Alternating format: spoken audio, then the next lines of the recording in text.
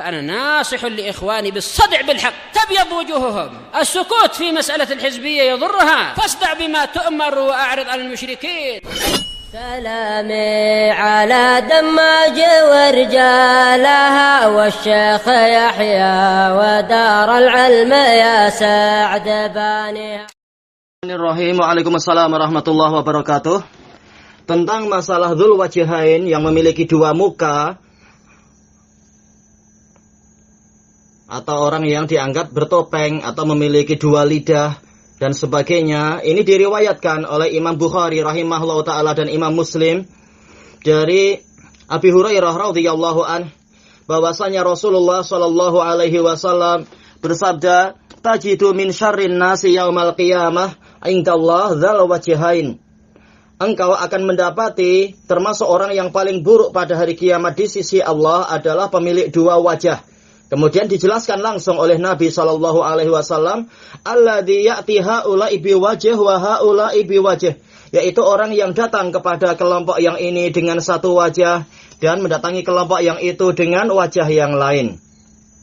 Dijelaskan oleh Al-Imam Nawawi rahimahullahu taala di dalam Syarah Sahih Muslim, kata beliau, sebabnya itu jelas karena itu asalnya adalah dari kemunafikan yang murni dan juga dari kedustaan dan tipu daya serta usaha untuk mengetahui rahasia kedua kelompok. Dan orang inilah yang datang kepada setiap kelompok dengan perkara yang diridhoi oleh kelompok itu, dan dia menampakkan pada kelompok itu bahwasanya dia termasuk dari mereka dalam kebaikan dan keburukan. Dan ini, kata beliau, adalah mudahanah yang diharamkan, yaitu bersikap lunak kepada pihak demi mencari ridho dia, walaupun mungkin dalam perkara yang batil, dan ini adalah haram. Disebutkan oleh Al-Hafidz Ibnu Hajar rahimahullahu ta'ala di dalam Fathul Bari, kata beliau, kemungkinan yang dimaksudkan dengan orang-orang yang disebutkan dalam hadis tadi adalah yaitu dua kelompok yang saling bertentangan secara khusus. Jadi bukan hanya dua kelompok, tapi dua kelompok yang memang bertentangan. Kemudian orang ini datang kepada kedua-duanya menampakkan dirinya termasuk dari mereka. Baik. Karena setiap kelompok dari kedua kelompok itu saling menjauh dari kelompok yang lain secara zahirnya, maka tidak mungkin bagi orang yang di tengah ini untuk mengetahui rahasia kelompok-kelompok tersebut kecuali dengan apa yang disebutkan, yaitu melakukan tipu daya kepada kedua kelompok tersebut untuk mengetahui rahasia-rahasia mereka.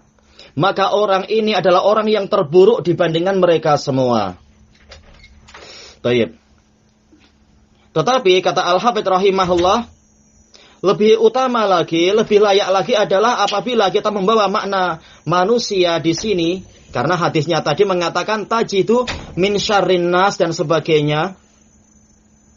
Itu adalah yaitu manusia secara umum, dan ini adalah celaan yang paling kuat.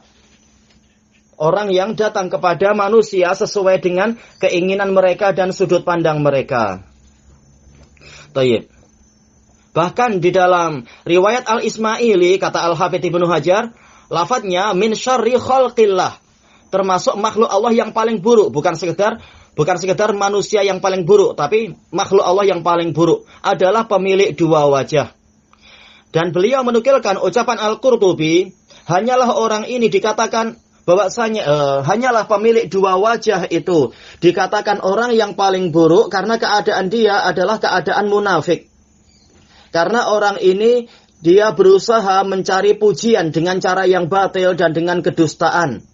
Dan sekaligus dia memasukkan kerusakan di antara umat manusia. Selesai dari Fathul Bari. Al-Allamah Ali Al-Qari rahimahullahu ta'ala di dalam kitab beliau Mirqatul Mafatih, tatkala mensyarah hadis ini, beliau maksudkan orang ini datang kepada kedua kelompok tadi dengan dua wajah, yaitu maksudnya adalah mendatangkan kerusakan. Tayyib. Ini dengan wajah yang ini, datang ke orang itu dengan wajah yang lain, maka yaitu keadaan dia seperti kaum munafikin dan kaum yang suka mengadu domba. Allah Ta'ala telah mengatakan mudzabdzabina baina dzalika la ilaha ula'i wa la ilaha ula. Mereka itu, yaitu kaum munafikin, mereka berbolak-balik di antara yang demikian itu.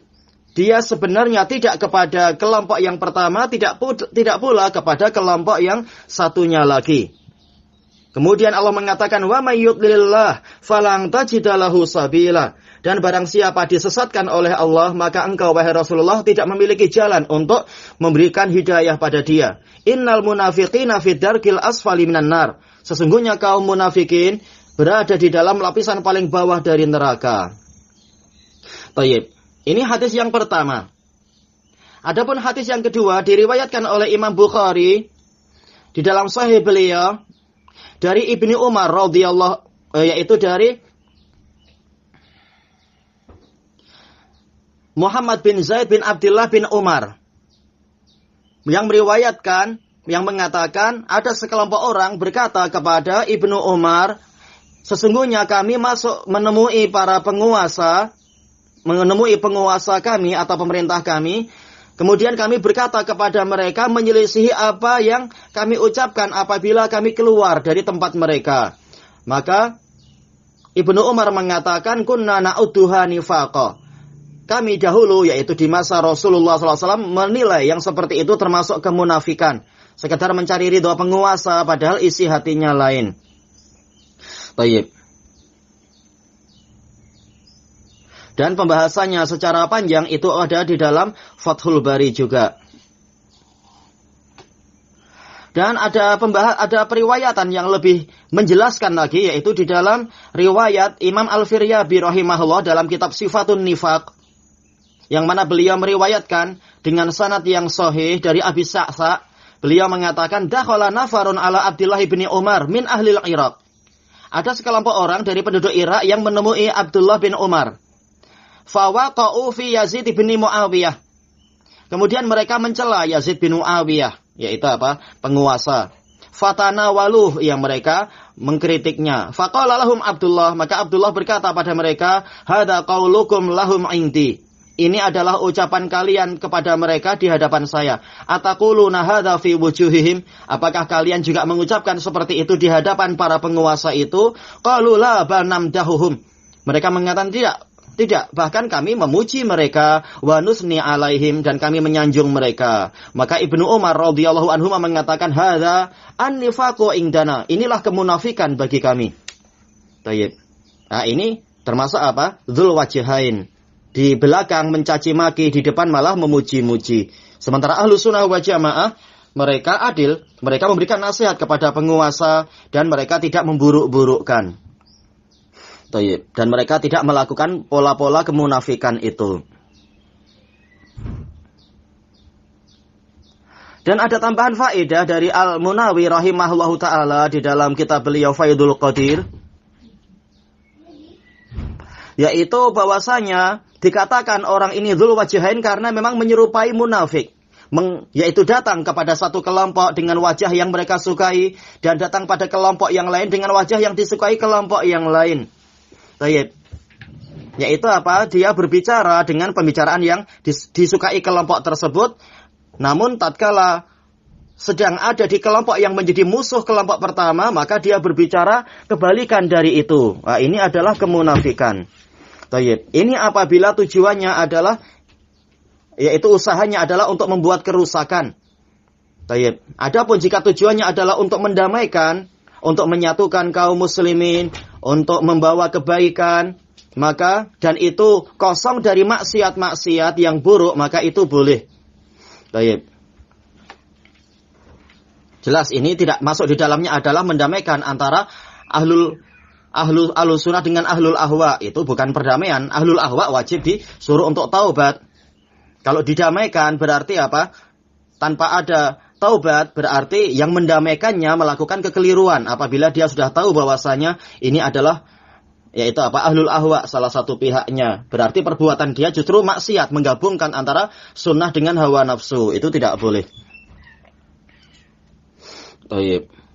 Dan ada pembahasan yang banyak disebutkan oleh Ali Al-Qari, oleh Badruddin Al-Aini dalam Umdatul Qari, bahwasanya hadis ini berisi ucapan yang sangat keras dari Nabi SAW dan ancaman untuk orang yang seperti itu di hari kiamat nanti. Baik.